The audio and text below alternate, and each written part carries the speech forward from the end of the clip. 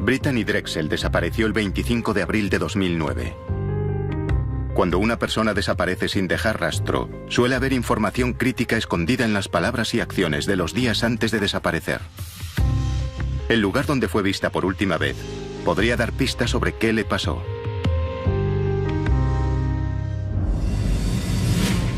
Una adolescente de Rochester, en Nueva York, se marchó de viaje sin permiso durante las vacaciones de primavera. A Brittany le gustaba jugárnosla. Si mamá decía que no, papá decía que sí. No era un sitio en el que una chica guapa de 45 kilos debiera estar sola. Desapareció de repente cuando volvía a pie a su hotel. Sabía que algo iba mal. Sabía que había un problema porque llevaba media hora sin poder hablar con ella. ¿Podría ser que unos problemas en casa la empujaran a hacerlo? Era un aviso de que necesitaba ayuda. ¿Qué o quién pudo alejar a Brittany de su casa? ¿Dónde está mi niña? ¿Están torturando a mi niña? ¿Está herida?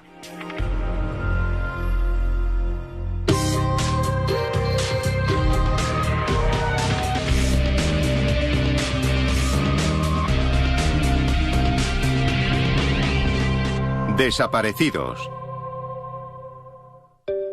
Conocí a Brittany cuando yo tenía 15 y ella tenía 14. Éramos amigas. Nos conocimos y siempre hemos estado muy unidas. Le gustaba mucho bromear y reírse. Siempre hacía sonreír a la gente. Le encantaba divertirse y estaba sonriendo todo el día. El 22 de abril de 2009, los alumnos del Instituto de Rochester, en Nueva York, estaban de vacaciones tras un largo invierno, y Brittany estaba preparada para un poco de calor. En Rochester, es un rito para los estudiantes de último curso pasar una parte de las vacaciones en Myrtle Beach, Carolina del Sur. Solo los alumnos, sin la supervisión de sus padres. Unos 30 o 40 chicos iban a ir a Myrtle Beach. Es una especie de tradición para ellos ir allí. Es como cualquier otra zona turística. Hay hoteles, tiendas. Esos chicos van allí a beber y a consumir drogas. Salen de fiesta, van a discotecas y también a la playa. Brittany, una estudiante de instituto, conocía a varios chicos mayores que le pidieron que les acompañase a Myrtle Beach. Me preguntó si podía ir a Myrtle Beach y yo le dije que no. También le dije que tenía que hablar con su padre. Sabía que no la dejaría ir, pero aún así tenía que hablar con los dos. A Brittany le gustaba jugárnosla. Si mamá decía que no, papá decía que sí. Dawn y Chad Drexel habían decidido divorciarse hacía poco. La separación había afectado a Brittany y a sus hermanos. Dawn me llamó el jueves sobre las 8 de la tarde. Me dijo, tu hija ha sacado el tema de las vacaciones de primavera, quiere irse. Según Chad, Brittany se acostaba tarde y no iba al instituto. Él opinaba que no era el momento para que ella se fuera de vacaciones sin supervisión de los padres. Le dije, ¿qué pasa? ¿Por qué le has dicho a tu madre que te quieres ir de vacaciones? ¿No irás a ningún sitio? Se quedó callada, no dijo nada. ¿Me entiendes, Brittany? Sí. 22 de abril de 2009, Rochester, Nueva York, 4 de la tarde. La tarde siguiente, un miércoles, la discusión continuó. Brittany estaba tan enfadada que salió de casa. Llamó a su novio, John Greco, y le pidió que la recogiera. John, con el que llevaba saliendo intermitentemente 2 años, sabía las ganas que tenía Brittany de irse de vacaciones. Ese curso fue muy duro para ella. Tuvo que enfrentarse al divorcio de sus padres. Cualquier problema que hubiera entre nosotros hacía que aumentara la ansiedad que sentía. Tara, una amiga íntima de Brittany, había visto lo duro que le había resultado el curso. Solo quería estar con sus amigos y no quería quedarse en casa. Quería irse durante las vacaciones, quería salir de Rochester una semana y divertirse.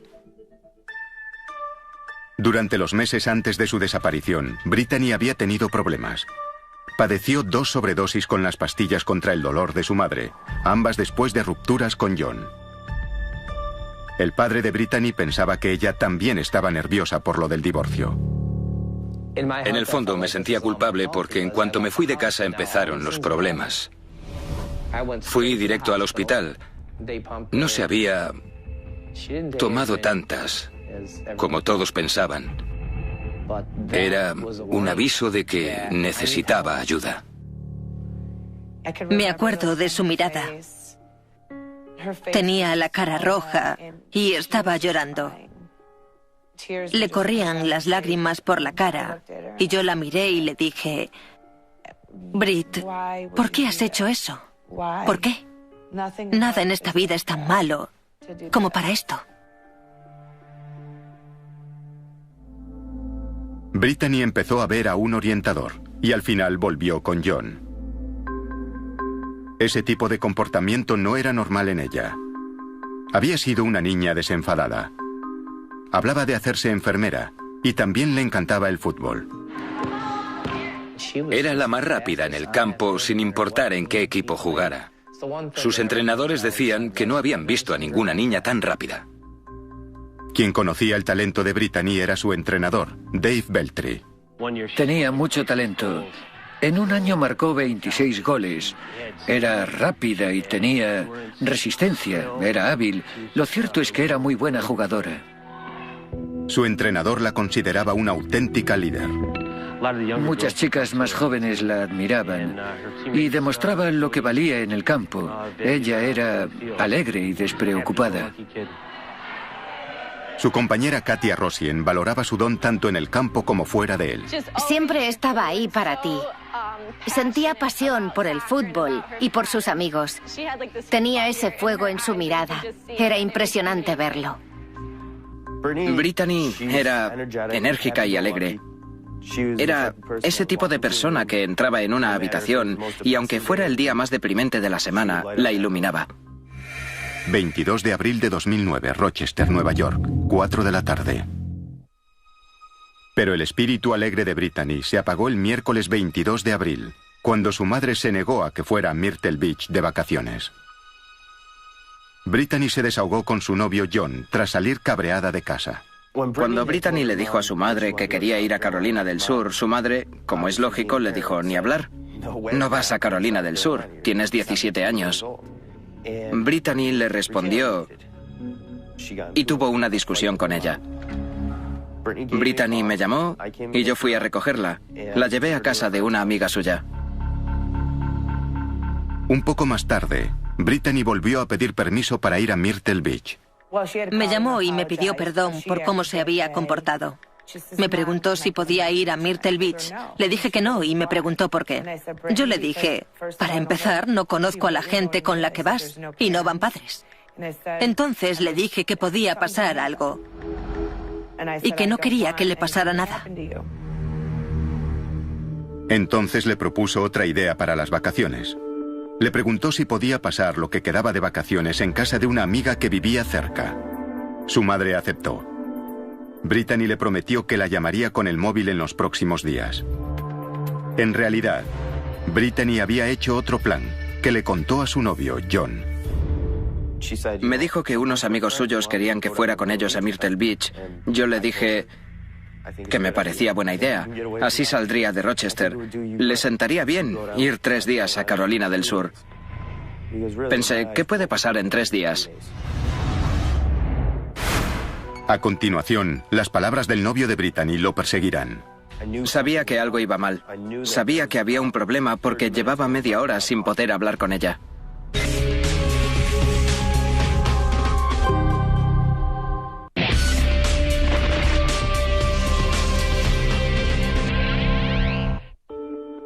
Unos días antes de que Brittany Drexel desapareciera, había discutido con su madre, Dawn, que se había negado a dejarla ir de vacaciones a Myrtle Beach, en Carolina del Sur.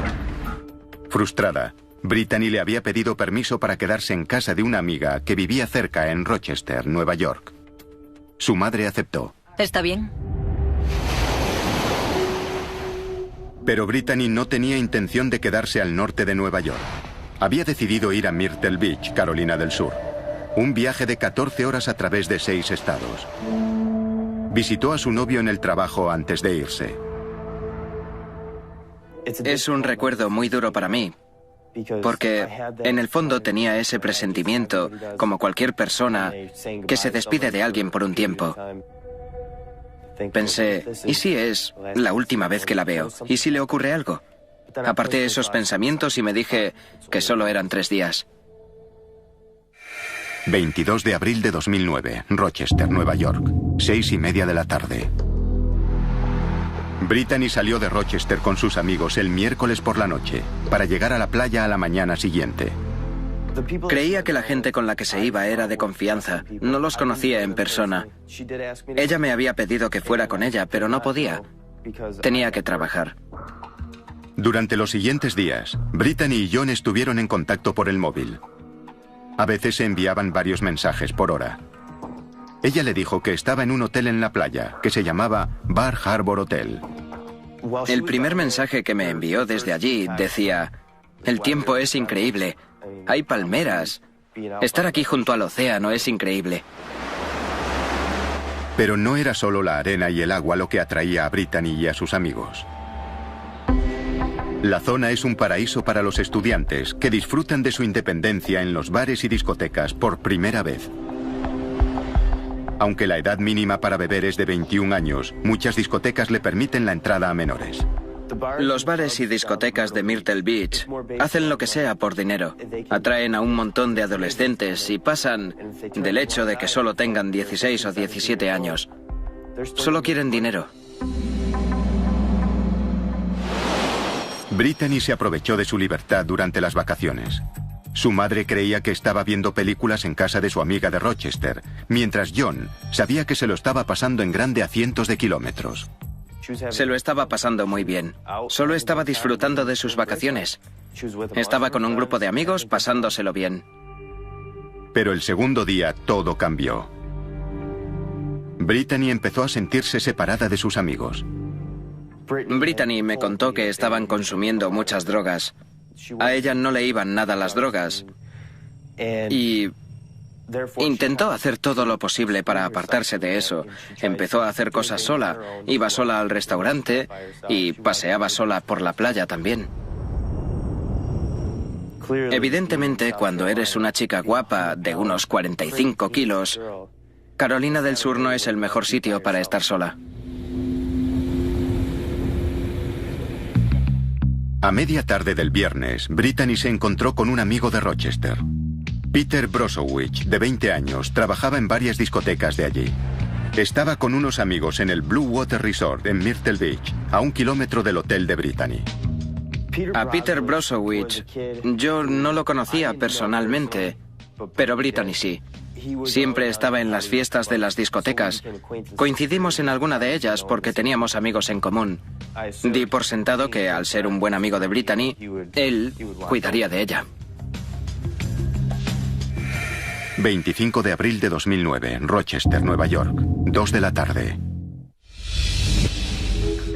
Ese sábado, la madre y la hermana de Brittany, que pensaban que estaba en casa de una amiga en Rochester, la llamaron para decirle que le habían comprado unas botas de fútbol nuevas.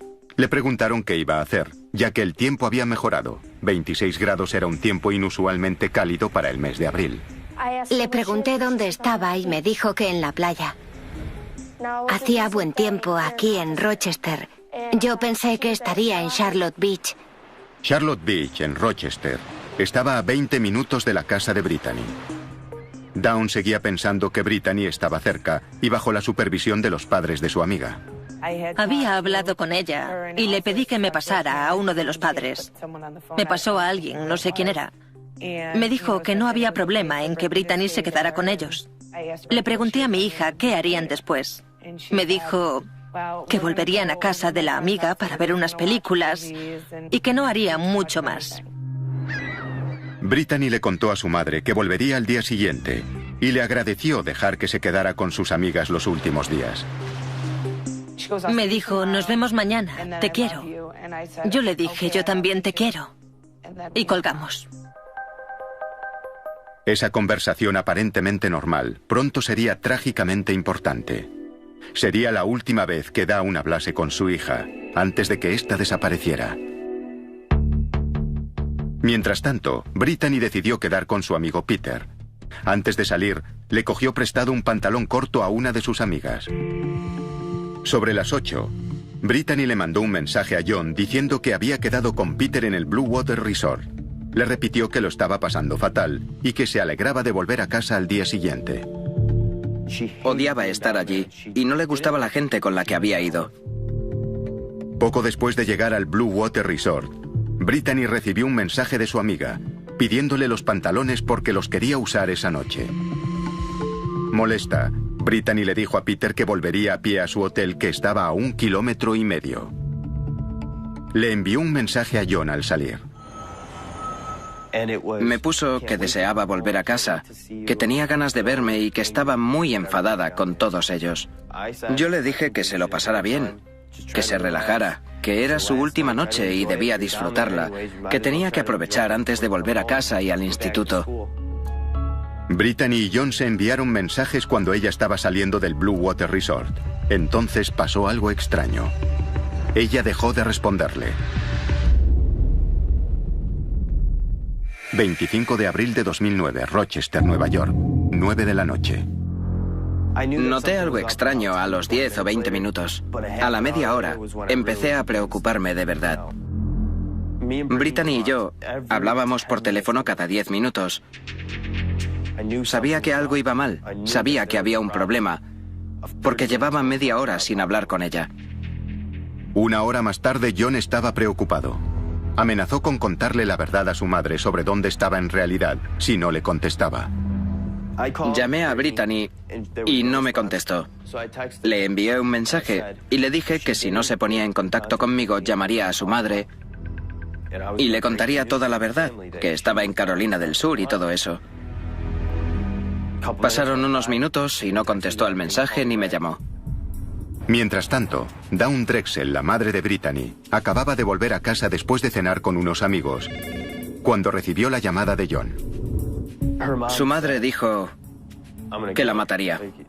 Me dijo que era imposible que la engañara así y que se hubiera ido sin decirle nada. Al principio estaba muy enfadada, como cualquier madre que se enterara de que su hija estaba tan lejos. No fui consciente hasta que me empezó a calar al pensar en ello. Me dio un vuelco el corazón. Vamos, ¿qué quería decir con que no encontraba a mi hija? Entonces me puse histérica. Justo después de que Dawn le colgara el teléfono, intentó ponerse en contacto con Brittany. Al principio, cuando le mandamos mensajes y la llamamos esa noche, sonaba y sonaba. Después, saltaba directamente el contestador. Cuando salí de trabajar, a las 11 de la noche, subí al coche y me fui directo a casa de Brittany. Y cuando entré en la casa, todos estaban sentados junto a la mesa. Yo me senté y les expliqué lo que había pasado. Dawn llamó a la policía de Rochester, pero no podían hacer demasiado desde allí. John llamó a un amigo de Brittany en Carolina del Norte, que se dirigió a Myrtle Beach para denunciar la desaparición a la policía. Mientras tanto, amigos y familiares intentaron localizarla con el móvil, pero todas las llamadas pasaban directamente al buzón de voz. Al día siguiente, la madre, su novio, los abuelos y 2 amigos se dirigieron a Myrtle Beach para buscarla, mientras su padre, Chad, se quedó con sus hermanos. Yo estaba conduciendo hacia Myrtle Beach y no podía dejar de pensar, ¿cómo ha podido pasarle a mi hija? ¿Dónde está? ¿Conseguiré encontrarla? A continuación, los agentes consiguen una pista en la grabación de una cámara de seguridad que podría ayudarles a encontrarla.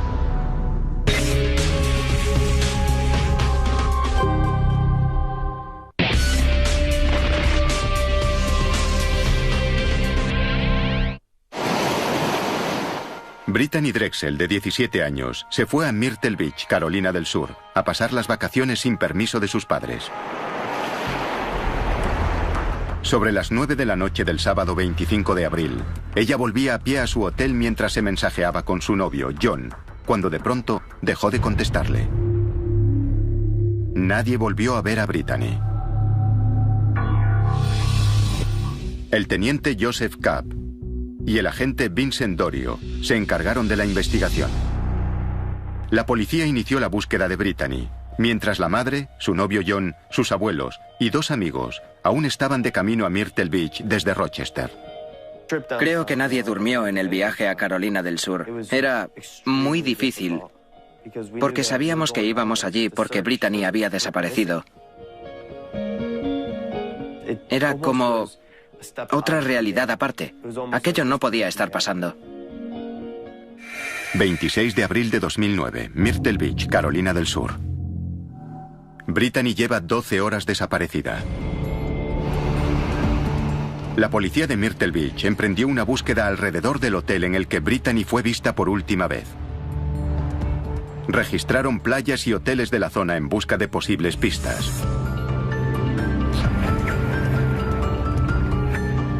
Los agentes encontraron a los amigos con los que Brittany había hecho el viaje. Estos dijeron que no habían conseguido hablar con ella desde la desaparición y que no tenían ni idea de dónde podría estar. Cuando la madre de Brittany se reunió con los policías de Myrtle Beach, le preguntaron sobre la vida de su hija. Pensaban que se había escapado. Y yo sabía que mi hija no lo había hecho. Estaba a punto de cumplir los 18 y pensaba que ya era una adulta. Había mirado varias universidades y cosas así. No hay indicios de que hubiera estado bebiendo ni nada mientras estuvo aquí. Quería a sus hermanos, los adoraba. Nunca los abandonaría. Jamás les dejaría de manera voluntaria. Al día siguiente, tras el último contacto de Brittany con su novio, la policía cree que cerrará el caso rápidamente, como en otros muchos casos de desapariciones similares. Suele pasar con jóvenes. Se van a la playa y charlan. Normalmente pierden la noción del tiempo. 27 de abril de 2009, Myrtle Beach, Carolina del Sur. Los encargados del caso empezaron a seguir pistas. Peter Brozowicz, el joven al que Brittany había ido a ver la noche anterior, había salido de la ciudad a eso de las 2 de la madrugada. 5 horas después de la desaparición. Parecía que habían salido rápidamente esa noche. Habían olvidado algo de ropa y la fianza. Esos factores combinados eran muy sospechosos. Nada más volver a Rochester, Peter contrató los servicios de un abogado defensor. Los agentes empezaron a recrear las últimas horas de Brittany. Mientras iba desde su hotel a visitar a Peter, fue grabada por una cámara de seguridad, caminando y enviando mensajes sobre las 8 de la tarde. La vimos. Estaba caminando y usando el móvil. Comprobamos que estaba llamando a la gente que iba a visitar para saber cómo llegar hasta el hotel. Según Peter, Brittany salió de su habitación al poco tiempo de llegar para volver a su hotel y devolverle unos pantalones a su amiga. El agente Dorio revisó las grabaciones de seguridad del Blue Water Resort. Confirmaban la historia de Peter. La vimos entrar por la puerta principal y poco después salir y dirigirse hacia el norte, hacia su hotel. El agente Dorio pudo determinar la hora a la que Brittany salió del Blue Water Resort, a las 8:48 de la tarde. La policía calculó que Brittany tardaría unos 15 minutos en llegar hasta la cámara de tráfico de regreso a su hotel. Revisando la cinta de la cámara de tráfico, comprobamos que Brittany no llegó tan lejos. En algún punto entre el Blue Water Resort y su hotel, desapareció. La policía siguió interrogando a Peter, la última persona que vio a Brittany Drexel. Querían saber por qué él y sus amigos salieron a mitad de la noche, poco después de que Brittany desapareciera. Peter cooperó con nosotros. Sí, tenía un abogado, pero ambos fueron muy sinceros. Peter les contó que uno de sus amigos tenía que volver a Rochester por presión de su madre. Comprobamos toda la información de lo que dijeron que habían hecho. Después de comprobar la historia de Peter, la policía no encontró pruebas de que sus amigos tuvieran nada que ver con la desaparición. Por desgracia, no había más pistas sobre lo que le pudo haber pasado. Seguía en Myrtle Beach. Graham Moore, un periodista, ha seguido el caso de Brittany desde la desaparición. Estaban en el hotel. No estuvo allí demasiado. La llamó su amiga para que le devolviera los pantalones. Por lo que sé, salió de allí y le mandó mensajes a su novio. Las cámaras del Blue Water demostraban que salió a las 8:48 de la tarde, pero nunca apareció en la grabación de una cámara de tráfico en el camino de vuelta a su hotel. A través del registro de llamadas, los agentes podrían averiguar qué pasó durante esos minutos. A las 8:58 le contestó: no, me quedo para hacer las maletas y me iré a dormir. John le preguntó: ¿por qué, cariño? ¿Por qué? Según el registro de llamadas del móvil de Brittany, este cruce de mensajes con su novio John tuvo lugar 10 minutos después de salir del Blue Water. Se suponía que ella volvía a pie a su hotel, que estaba a 1,5 kilómetros, pero el registro demostraba que de pronto se cortó toda la actividad saliente del móvil de Brittany. Sobre las 9:15 él le volvió a escribir: hey, ¿por qué no me contestas? En ese momento le mandó un mensaje y luego otro y otro. ¿Dónde estás? ¿Estás bien? John envió varios mensajes a los amigos de Brittany para ver si podían localizarla, y eso iluminó a los agentes. Empezaron a llamarla y por eso pudimos localizarla, porque su móvil se dirigía al sur. Cuando sus amigos llamaban a Brittany, su móvil hacía ping, es decir, se comunicaba con un repetidor. Esto les daba a los agentes una ubicación aproximada de Brittany en ese momento. A pesar de que se suponía que iba hacia el norte, a su hotel, a las 9:27, unos 30 minutos después de su último mensaje, los datos revelan que su teléfono va hacia el sur por la autopista 17. Su teléfono se comunica con repetidores de una zona llamada Surfside Beach, a 11 kilómetros al sur de Myrtle Beach. Tardaría 2 horas caminando, pero solo 15 minutos en coche. El teléfono se movía a una velocidad que hacía pensar que estaba en un coche, pero no sabíamos si ella estaba allí también. La policía no sabía si se había acabado la batería o si lo habían destruido. Pero a las 11:58, 3 horas después del último mensaje de Brittany, el repetidor 332 recibió la última señal del móvil. Está a 2 condados y a unos 80 kilómetros al sur de Myrtle Beach, cerca del condado de Georgetown. Si nos fijamos en la línea temporal, podemos decir que el teléfono recorrió 80 kilómetros en poco tiempo. No se estaba dando un paseo nocturno. El móvil iba directo al condado de Georgetown. La zona estaba cerca del río Santee, junto al embarcadero de Paul Yard. Era una zona rural aislada. No es una zona muy concurrida, está en medio de la nada. Los únicos que la conocen son pescadores y puede que los lugareños que viven al otro lado del río. Una joven de Rochester no acaba en el embarcadero de Paul Yard durante sus vacaciones por casualidad. Esta es una zona muy rural y está rodeada de agua. La policía de Myrtle Beach centró su búsqueda en la zona cubierta por el repetidor 332. Estamos en el radio del repetidor. Tiene 6 kilómetros de ancho y 8 de largo. Los miembros del servicio de rescate salieron de aquí y se desplegaron hacia otras zonas. El terreno en esa zona es notoriamente amenazador. Hay alligátores en el río, jabalíes, muchas serpientes y también insectos. No es una zona muy acogedora para nadie. Nadie imagina las condiciones en las que trabajaban los servicios de rescate. Había moscas del tamaño de pelotas de golf, mucho calor, mucha humedad, mucho matorral denso y muchos animales peligrosos. Después de que los servicios de rescate llevaran a cabo una búsqueda sin resultados, la policía trabajó conjuntamente con otros servicios para aunar esfuerzos. Por el recorrido del teléfono pasamos por los condados de Horry, Georgetown y Charleston. Había 3 cuerpos de seguridad distintos trabajando juntos. Georgetown y Charleston equiparon sus barcos con sonar y comprobamos los ríos. El condado de Charleston también tenía un helicóptero. Hicieron una gran búsqueda. Pasaban cada 20 minutos con sus quads para espantar a los alligators para que pudieran pasar los perros. Había personas armadas y con perros por los jabalíes. Era muy peligroso. Mientras peinaban la zona, Down y otros conocidos mantenían la esperanza de tener alguna señal de Brittany. Tenía un montón de preguntas en la cabeza. Era lo más horrible que puedes pasar como madre. Fueron días intensos y largos. Cubrieron mucho terreno.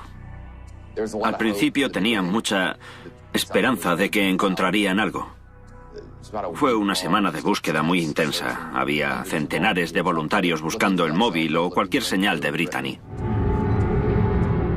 Llamaron a Mónica Kayson, directora de un centro para personas desaparecidas, que reúne a voluntarios para ayudar a familias en búsquedas. Ayudamos los 11 primeros días tras la desaparición de Brittany. Buscamos desde el alba hasta la noche, en todas las zonas donde era probable que alguien pudiera entrar, como caminos de tierra o sendas donde no vivía nadie. Las autoridades sabían que la fauna reducía las posibilidades de supervivencia de Brittany. Era urgente que llegáramos antes de que lo hicieran los animales. Siempre hay esperanza. Pero también contábamos con varios perros entrenados en la búsqueda de cadáveres. Mientras llevaban a cabo la búsqueda, me dijeron, si está en esta zona, es posible que se la hayan comido en 6 horas. Todo aquello me hizo pensar que no estaba viva. Y eso me asustó aún más. Estaba desesperada. Nunca se te ocurre pensar que se muera antes tu hijo que tú. Los equipos de rescate no encontraron a Brittany. Los agentes siguieron peinando la zona y buscando pistas, mientras familiares y amigos volvían a Rochester. Volver sin Brittany fue muy difícil. Cuando llegué, vino su hermano pequeño a mi casa y me preguntó, pensaba que ibas a traerla a casa. Le miré y le dije, lo siento, no ha venido conmigo. Su hermano y su hermana me preguntaron, ¿dónde está? ¿Por qué no está contigo? Como eran tan pequeños, era difícil poder responderles. Cuando volví a casa, subí a mi cuarto y vi sus fotos. Tenía toda su ropa plegada sobre mi cama. Observé todas sus cosas y recordé que no lo estaba soñando ni lo había imaginado. Brittany había desaparecido. ¿Dónde está mi niña? ¿Están torturando a mi pequeña? ¿Está herida o ha muerto? Si pasara eso...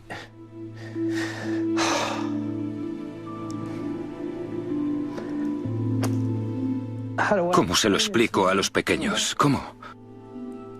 Les digo que papá los mantendrá a salvo. ¿Cómo lo hago? Solo puedo decirles que estaré allí para ellos. No los dejaré nunca.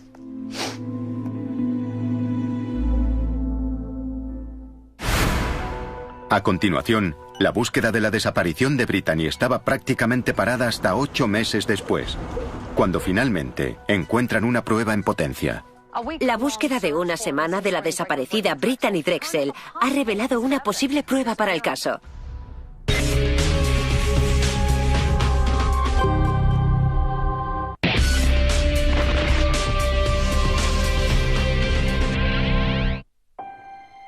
Han pasado 8 meses desde que Brittany Drexel desapareciera durante las vacaciones de primavera en Myrtle Beach, Carolina del Sur.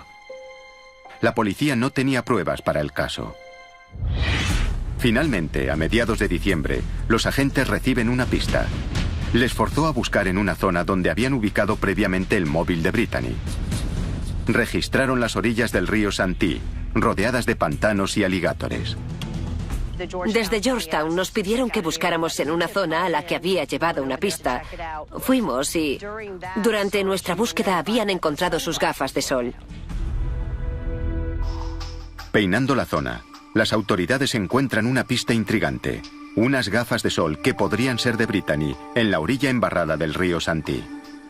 El segundo día de la búsqueda, un hombre y su mujer iban en un barco, anclaron en la orilla para buscar leña para hacer fuego y encontraron unas gafas de sol. Habían visto las noticias la noche anterior y sabían que buscaban a una chica desaparecida. Pensaron que era un lugar extraño para encontrar esas gafas, ya que estaba bastante apartado de la orilla. La policía tuvo muchas esperanzas con eso. La madre de Brittany quería creer que eran las gafas de sol de su hija. Vi cómo eran las gafas y le habían regalado unas así por su cumpleaños. Otros desconfiaban que fuesen de Brittany. No las reconocí. Eso no significa que no se las pudiera comprar allí. Habían pasado meses y meses desde que desapareció. Así que, ¿por qué habían aparecido esas gafas de sol que no estaban cubiertas de barro o desgastadas por el tiempo o el roce de ramas y hojas? Podrían ser de algún excursionista al que se le habían caído. ¡Vamos! Como las gafas habían aparecido a unos kilómetros de donde habían seguido buscando, la gente cercana al caso se preguntó si el hecho de que hubiera aparecido una prueba no era algo calculado. Las pudo haber colocado alguien que quizá tuviera problemas con la justicia y que quisiera alejar la búsqueda de su propiedad a otra zona alejada de allí. ¿Querían que las encontráramos? Estoy segura de que si alguien las dejó allí, era para que las encontráramos. Se enviaron las gafas a los forenses para su análisis. Las analizaron para ver si podían sacar ADN y compararlo. Por lo que contaron, no había ADN en las gafas. Esa pista no llevaba a ningún sitio a la familia de Brittany. 9 de abril de 2010, Myrtle Beach, Carolina del Sur. A principios de abril, a pocas semanas del primer aniversario de la desaparición de Brittany, la policía anuncia que tiene 3 o 4 sospechosos en el caso. Tenía una corazonada sobre las personas que teníamos en el punto de mira. Quedaba algún cabo por atar, pero todas las pistas apuntaban a ciertas personas. Los agentes no revelaron más información, aunque sí dijeron que ya no consideraban el caso como una desaparición, sino como un homicidio. Aún así, el agente Dorio necesitaba más pruebas para acusar a alguien. Era una cuestión de tiempo antes de poder unirlo todo y decir, sí, hemos hecho una detención. Mientras los agentes seguían investigando, Dawn Drexel estaba convencida de que su hija había sido secuestrada. Creo que Brittany está viva y alguien la retiene contra su voluntad. He oído mucho sobre el tráfico de personas. Cualquiera puede ser traficante. Podría ser alguien conocido o del que te haces amigo.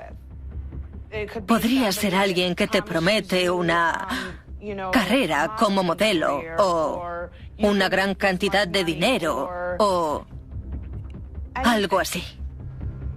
Si conoces a Brittany, si la conoces bien, tienes que cuidarla. No puedes dejar que vaya sola porque siempre piensa que no le pasará nada. Confía demasiado en la gente y te tienes que ocupar de ella. Pero las autoridades dudaban de que fuera un caso de tráfico de personas. No teníamos pruebas, ningún historial. La mayoría de traficantes de personas se centran en víctimas con problemas de idioma y suelen darse en zonas donde ya se han dado casos de tráfico de personas antes. No teníamos datos que nos indicaran que fuera este el caso.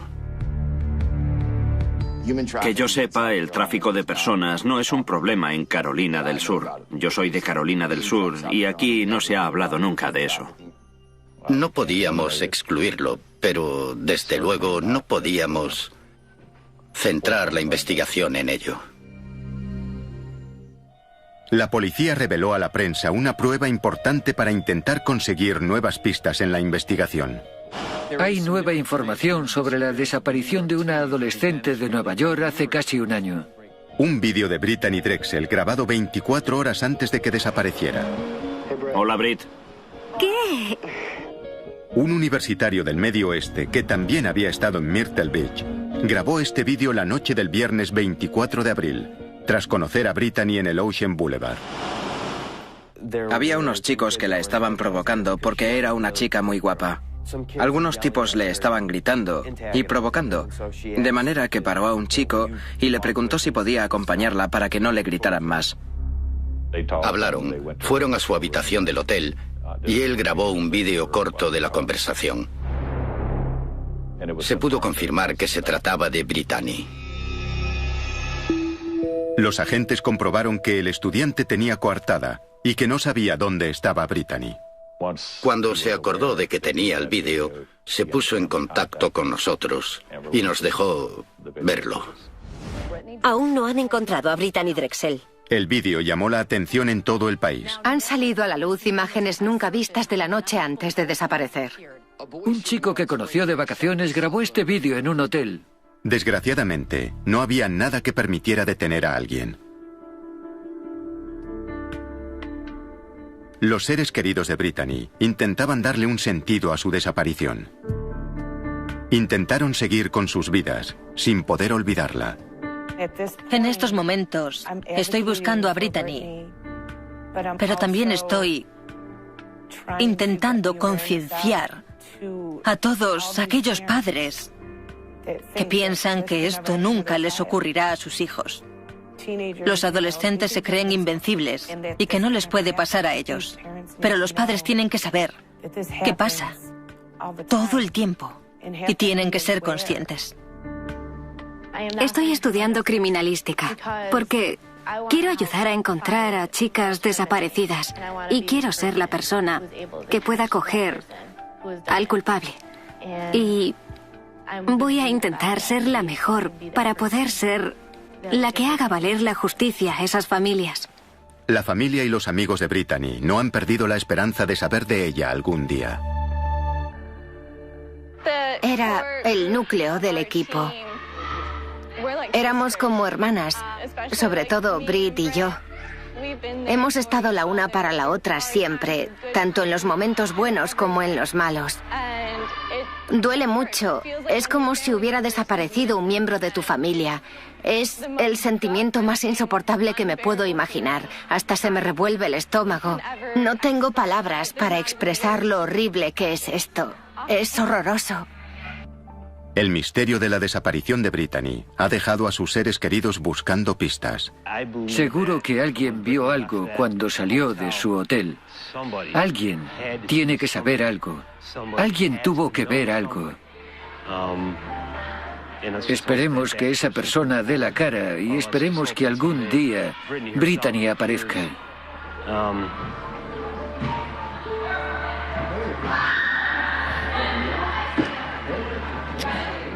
Sí, es duro. Esperemos que pueda volver al campo, es todo. La echamos de menos en el alma y queremos que vuelva a casa. Claro que es mi pequeña, pero esto no es por mí, es por su hermano y su hermana. La necesitan. Todos la necesitamos, pero sobre todo ellos. Queremos que Brit vuelva a casa. Queremos que vuelva.